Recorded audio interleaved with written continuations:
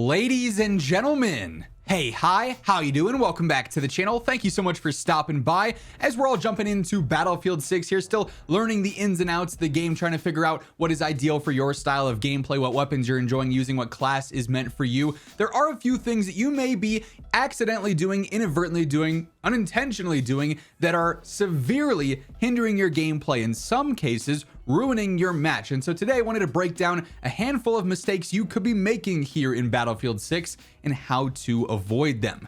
First up, obviously, team play being a huge thing in Battlefield 6. Shout out all the medics out there spamming those defibs. It's by far my favorite role to run, but also if I'm going down, I'm hoping that my teammates are returning the favor, running at me with their defibs like their lives depend on it, even though I'm just ready to respawn in a moment's notice anyways. However, when it comes to being downed in Battlefield 6, you obviously have two different options for how you are going to go about it. You can obviously choose to give up and just straight up respawn. You can also choose to try and bleed out and be revived. Now, when you're going through and you're choosing to wait on a revive and hoping that medic comes around the corner with those defibs ready, you can obviously hold that revive button and extend how long you're waiting for. With this though, in the settings, there's the option to hold to revive or toggle to revive. And while it is a super small difference, it might at sometimes actually end up saving your life. The mistake players are making here is having this on hold to revive. You absolutely want to have this setting on toggle, as it's going to put you into that waiting for revive state as fast as possible. There will be no delay there, and then you have just a little bit, and I mean it is a small amount, but it quite literally could save you if that medic has to take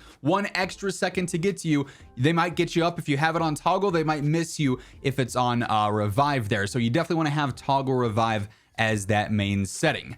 Let's talk a little bit about gunplay and engagements here, because there's actually several different mistakes you could be making, especially if you're someone jumping over from Call of Duty or maybe some other more arcadey FPS games. The first big thing here is your shooting movement. You've probably noticed this in situations already where you're getting into a gunfight, and even if you're counter strafing just a little bit, moving left, right, back and forth, your aim becomes a lot more unstable. This game absolutely prioritizes stationary shooting, standing, crouching, proning when you're shooting to have the most accurate, recoil there. There is a lot of bloom. There is a lot of visual noise going on if you are strafing even a little bit, let alone really trying to move around in a gunfight. And so when you're trying to have the best accuracy, and this particularly involves, mid-range fights, long-range fights, it's a little bit less important up close, obviously, just because the targets you're shooting at up close are bigger when the players are closer to you. So for example, with SMGs, this is less of a concern, but with rifles, carbines, LMGs, etc., when you're fighting mid to long range, you don't want to be strafing. You don't want to be moving if you don't have to. Obviously, at times it's going to be necessary. You're trying to avoid enemy fire. You're going to have to, crouch or re-engage in a gunfight in some capacity to hopefully keep your life. But if you can avoid it, you want to be as still as possible when it comes to shooting. Obviously, it's a fast TTK, so if you're worried about standing still for too long, it's a quick, couple of shots in. If you get the kill, great. If not, try and quickly reposition and re-engage there somehow. But strafing in fights is going to be detrimental in some situations here and absolutely could cause you to lose. And speaking of accuracy, another big thing is how weapon behavior functions in Battlefield 6 here. As you start to shoot more and more, and as you're holding down the trigger and spraying through your entire mag, you've also maybe noticed this as you're playing, it becomes more inaccurate over time. Your first few shots will be a much more, compact, condensed recoil plot in most cases. However, if you're holding down the trigger and you're spamming all 30, all 40 rounds that you have, by the time you get to shot 20, 25, 30, your gun's going to be all over the place, bouncing horizontally, more bloom, more shake. It's going to be really hard to actually consistently hit those shots. And so you don't want to make the mistake of constantly just spraying and praying, because you will be praying here, hoping that your random shots are hitting here as the gun's shaking more and more. The key to fixing this is to tap fire or burst fire. Even with those full auto weapons, shooting 6, 7, 8, 9 bullets at a time, stopping for a split second and then re-engaging, or in some cases just simply tap firing 1 or 2 shots at a time if an enemy's on a position where you can only see a little bit of their head or part of their bodies peeking out there. You need that accuracy. Not spamming your entire mag there is going to be super important. And you can sort of combine these last 2 tips here with moving while shooting and strafing and limiting that, and then also limiting how much you're spraying a mag. and you're going to be way more accurate in gunfights right away. Like, it is a night and day difference here, and you'll end up getting a whole lot more kills when you really start to force in stationary shots, crouched shots, prone shots, and also tap firing here and there as well. For what it's worth, if you are crouched, if you are prone, your full auto accuracy will be a little bit better, but it is still notable once you get towards the end of the mag. If you're just holding down the trigger the whole time, there will be a lot more shake there. And by the way, as we are going through the various things you want to avoid here, the tips that can help you improve in game. If you guys enjoy the video, if you find it helpful, a like rating is always seriously appreciated. It really does help grow the channel, and share the video around. And if you happen to be new to the channel, I've got you covered with everything you need to know for Battlefield 6. News, updates, guides, and tips like this. So if you want to stay in the know, be sure to hit that subscribe button, turn on those post notifications. Seriously, cannot thank you guys enough for all the support on all the Battlefield 6 content so far.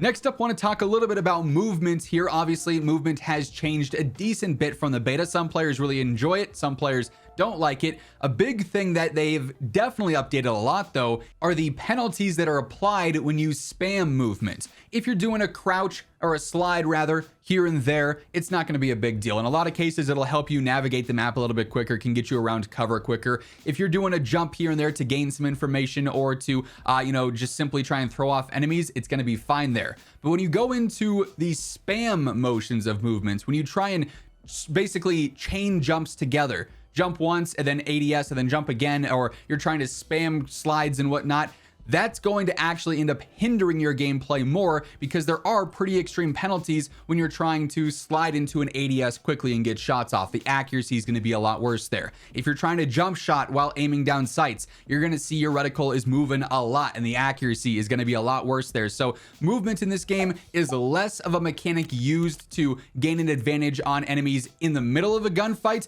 and more so to position yourself or to get information in other situations. There certainly are spots where movement can be beneficial in a gunfight. Most of the time, I feel like it's a reactionary thing of trying to avoid getting hit or throw off enemies, but that spamming of movements, even like some of what we had in the beta, is going to be way more penalized. It's much more strict now with what they want to have integrated with the jumps, with the slides, and things of that nature. So definitely be mindful. This is not COD where you're slide canceling like crazy and bunny hopping all around. The penalties are pretty severe here. One specific more niche thing I want to focus on here as well is for PlayStation, or for console really, performance mode. I played a good bit on PlayStation so far, and I think a lot of people look at the custom settings here with performance mode versus fidelity and everything, and they're like, oh, I want the game to look good. I need to be able to see enemies. If I'm in performance mode, it's going to look really bad. It's going to be blurry. The textures are going to be weird. This game is incredibly well optimized, and if you have the ability to use performance mode on console, it is so beneficial, because the game is still going to look insanely good, and you're going to have that smoother frame rate as well if you have like an applicable monitor and everything. So the game is smoother, it still looks really pretty, the visibility is still going to be good, and that's just going to equate to a much better overall experience. I know some players are just a little bit worried that if they change to performance, it's going to be an inconsistent feeling frame rate, or the game's just going to look bad, and that's just seemingly, from my experience so far with a lot of hours put in, not the case here. So don't make the mistake of hindering your experience here by potentially being too worried about diminishing the quality of the game, because if anything, I think it increases the quality of the game quite a bit. And then lastly here, when it comes to your classes and your weapons, obviously there is the open mosh pit, and a lot of players are going to use the open weapon classes playlist, where you can use any combination. You could rock assault with a sniper, you could rock recon with an SMG, and if that's for you, that's fine, that's great. But keep in mind, when you are crossing over the weapons to classes they're not intended for, you're losing the ability to have those signature weapon benefits. Each class offers the benefits for its specific weapon. Recon with snipers, for instance, assault with rifles, and when you avoid using those benefits, obviously you're not really optimizing your guns as much as you could be. Now, of course, there'll be times when you just don't want to use a rifle with assault or a sniper with recon in some situations, and that's fine, and that's why we have the open playlist and open classes as well. But even if you're in the open playlist and open mosh pits, you can still play to those closed weapon classes and have a more ideal, more optimized experience when it comes to the benefits you're receiving. So just keep that in mind as you're going through and picking and choosing what exactly your role is going to be in any given game. But yeah, that being said, those are a handful of mistakes you could be making right now in Battlefield 6 that are definitely limiting your overall experience, and hopefully this video helped you sort some of those out so you can focus on optimizing things overall. If you guys did enjoy the video, you liked the info, be sure to drop a like on the video itself. And if you're new here, hit that subscribe button on your way out to guarantee you're always up to date with everything going on in Battlefield. But once again, thank you so much for tuning in. And until next time, take it easy, have an awesome rest of your day, and I'll catch you later. Peace out.